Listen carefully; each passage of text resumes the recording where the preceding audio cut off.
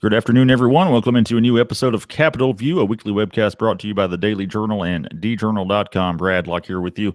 And as usual, with Bobby Harrison, our Capitol Bureau Chief, giving us updates and analysis on all the happenings in Jackson at the state capitol and everything related to that, coming to you every Monday about 2 o'clock in the afternoon. If you miss it live, hey, just watch the replay later in the day here at djournal.com. So thanks for joining us on this final day of July. Bobby, how you doing?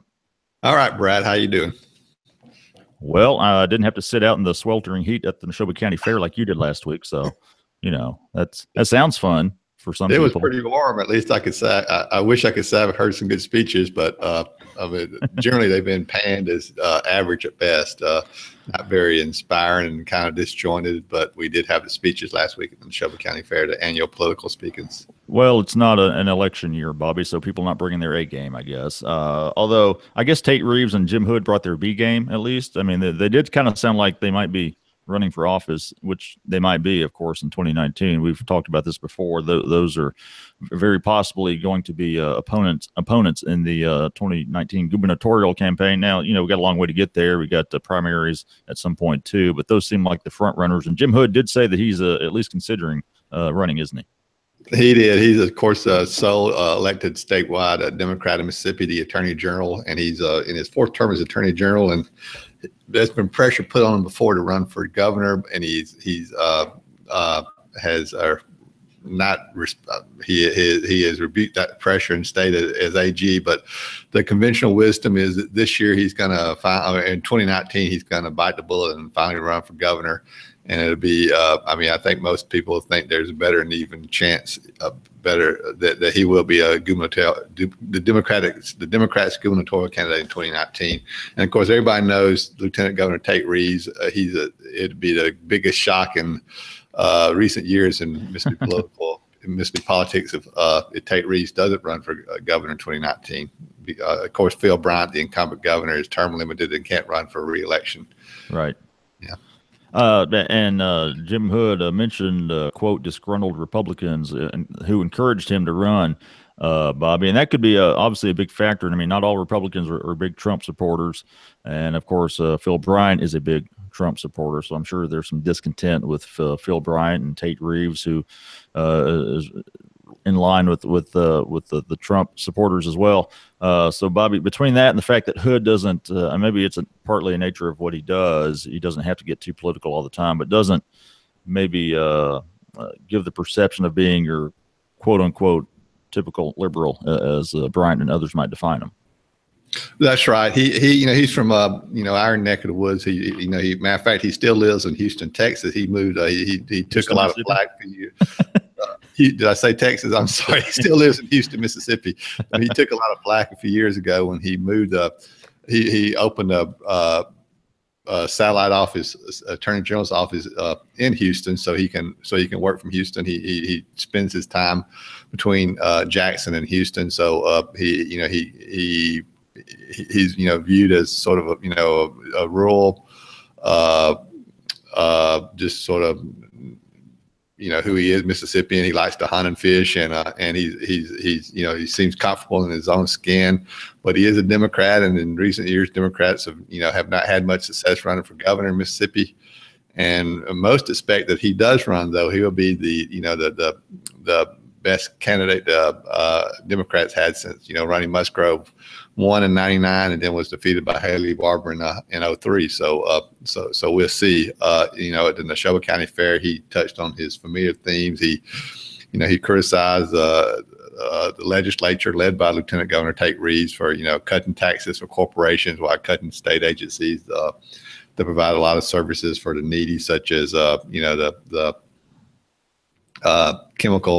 male chemical dependency units for the Department of Mental Health, and Forestry Service and several other agencies have been cut because of budget shortfalls, and he blames those budget shortfalls on the tax cuts that he says are primarily gone to big out-of-state corporations. Tate Reeves countered that they're getting government right size. These tax cuts are going to make the economy grow in the long run.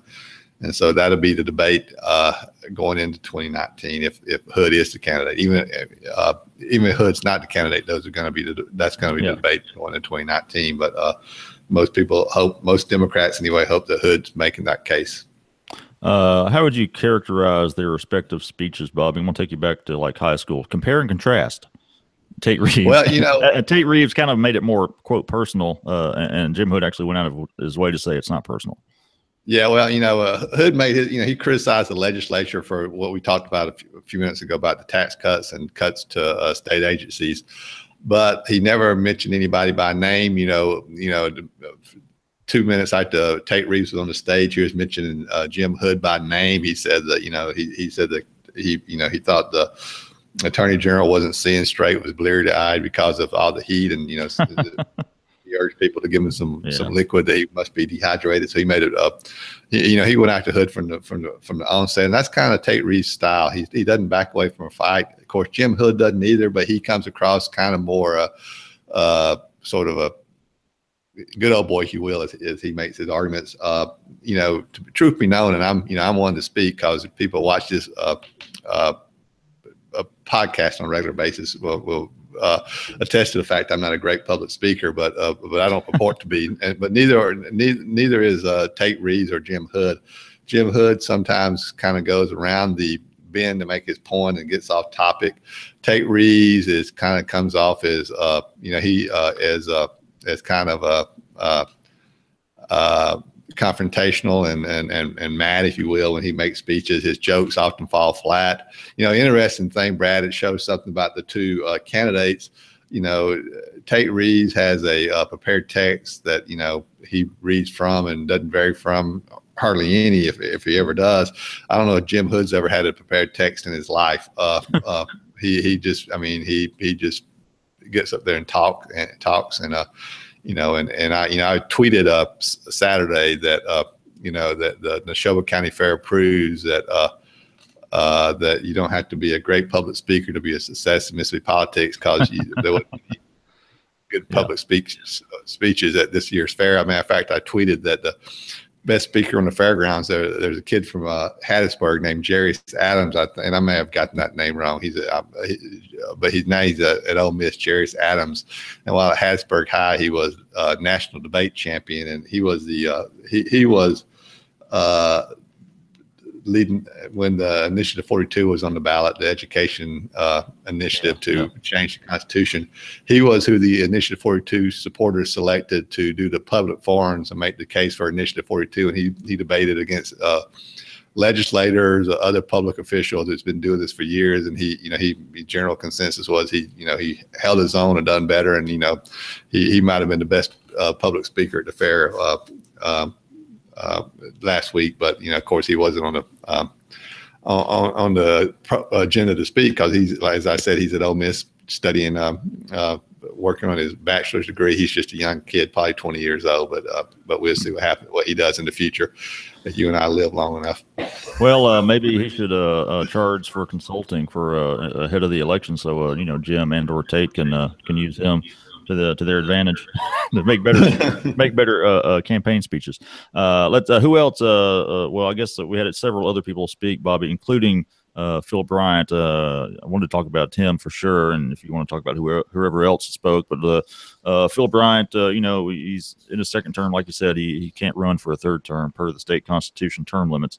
But he had a few things to say, in particular with early childhood education, Bobby, and he's now apparently in support of using state and federal funds for an initiative to help with that. Yeah, we spend a little money on that now as a state on early childhood education. For years, we didn't spend anything, and now we spend, I want to say, about $2.5 million to maybe $5 million, somewhere in there. Not much compared to a lot of other states. And he was talking about upping that amount. He didn't give me any specifics, but he did say that he wants he was going to go out with a bang in his final 2.5 years. He's going to work on a lot of issues, and one of those issues was early childhood education, which, by the way, at one point early in his career, when he was a member of the state house, he would oppose spending any state money on early childhood education. But now he, and there's nothing wrong with this. He evolved on the issue, and now he sees this as one of the key issues in moving the state forward, is to get kids ready to go to school, and so many kids in Mississippi aren't ready to get to go into kindergarten. So that's why early childhood education is so important, and why most people think we need to spend more money on it. And, Phil Bryant was talking about a program to send just private daycare workers and public daycare workers to a program at community colleges so they can teach just the basics so that kids can be ready to go to kindergarten. So we'll see where that program goes in the coming weeks. And I guess it'll take some legislation when the legislative session starts back in January. It seems like early childhood education is something that would be mainly a bipartisan issue that people can get behind on either side of the aisle. But he also talked about more school choice, more charter schools. That may not be such a bipartisan issue. And he said over the next 2.5 years, he's going to focus more on those things too, isn't he? That's right. He mentioned those two by name, school choice and early childhood education. And, it'll be interesting to see how much they were able to expand school choice in the coming couple of years. They've had a hard time getting much out of the legislature outside of what was passed a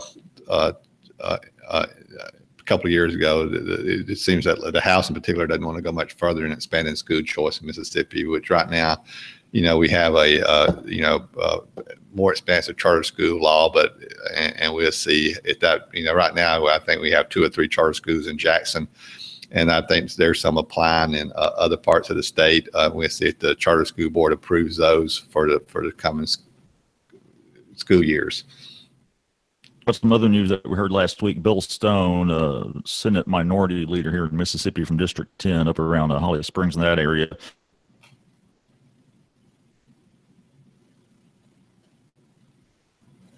He hasn't been Senate, has he? Brad, you broke up, but you were talking about Bill Stone, I think. Can you hear me okay? Yeah. Yeah, you froze up on my end for just a minute, but Bill Stone, that was kind of a surprise. He's a Senate minority leader. He was mayor of Ashland at one time in Benton County. Now he lives in Holly Springs, and his district includes Marshall County and Tate County, and he's resigning to oversee the Holly Springs Public Utilities Department. And so that's going to be an opening, and he's not an insignificant legislator in the sense that he's the chair at the Senate Democrats, and has been active on Democratic issues. So he'll be a voice that the Democrats miss. His resignation, I guess, goes into effect today. So there'll be a special election coming. The governor just call it for November 7th to replace him. Yeah, Bobby, like you said, it was kind of surprising. What do you think? I know maybe he didn't say it, but do you think there's some frustration just at the fact that there's a supermajority of Republicans and maybe it's just hard for Democrats to get anything done?